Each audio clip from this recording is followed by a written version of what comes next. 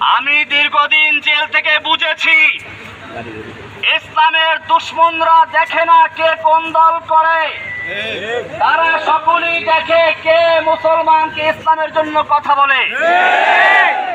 এখন আমাদের প্রয়োজন, সবচেয়ে বেশি প্রয়োজন ঐক্যবদ্ধ হওয়া। সেজন্য আপনাদেরকে বলবো, পিছনের দিকে আমাদের যাদের সঙ্গে বিভিন্ন রকমের তিক্ততা ছিল, যারা আমাদের সমালোচনা করেছে, আমরা তাদের সমালোচনার জবাব দেব কাজের মাধ্যমে।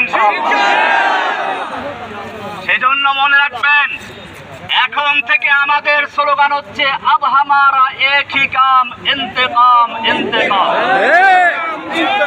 মনে আছে মাশাআল্লাহ? আমাদের একই কাজ হচ্ছে ইন্তেকাম, মানে প্রতিশোধ।